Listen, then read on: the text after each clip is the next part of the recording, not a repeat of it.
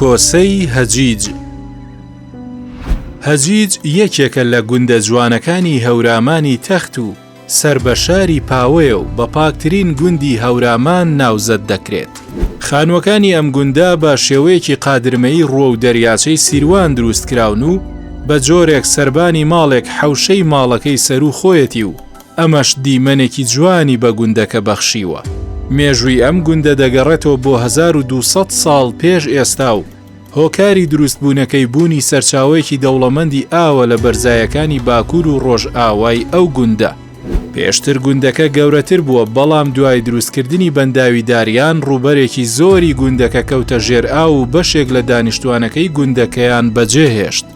ئەم گوندە لە ئێستادا نزیکەی 170 ماڵ تێیدا نیشتەجێ و هیچ کەس تێیدا جگەرە ناکێشێت و ئەمەش بووەتە جێی سەرنج و بە شێوەیە کە هاوشان لەگەڵ مێژوەکەیدا وای کردووە ناوی گوندەکە لەلایەن دەوڵەتی ئێرانەوە بۆ تۆمارکردنی وەکو میراتێکی جیهانی پێشکەش بە یونسکۆ بکرێت.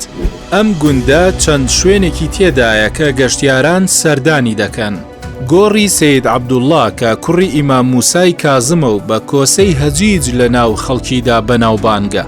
مزگەوتی گەورەی هەجیج کە یەکێکە لە بینا ناوازەکانی هەجیج کە بە پایدارین و جوانکاری و هەڵکۆڵینە تایبەت و دەرگا و پەنجەرەکانی دیمەنێکی ناوازەی هەیە. شوێن نوێژی کۆسەی هەجیج کە بە بەرد دروستکراوە و دیوی ناوەوەی بەگڵدا پۆشراوە. هەروەها خانەقای هەجیج کە جێگایەکی سەرنجڕاکێشە بۆ گەشتیاران. حەوزی پیر کە کانیاوێکی کۆنە و دیوارەکانی بە بەردی بچووک و گەورە هەڵچنراوە و سەقفەکەی بە بەردێکی پان و تەختدا پۆشراوە. پێشڕاکێشانی بۆری ئاو ئەم حەوزە سەرچاوی ئاوی گوندەکەی دابین کردووە کە بە دوو جۆگە بۆ حەوزی پیاوان و حەوزی ژنان ڕۆیشتووە. سەرچاوی ئاوی بڵ کە چەند سەد مەترێک لە گوندەکەوە دوورە و بە درێژایی ساڵ ئاوێکی سازگار بە دیمەنێکی دڵڕفێن هەڵدەداتە ڕووباری سیروانەوە.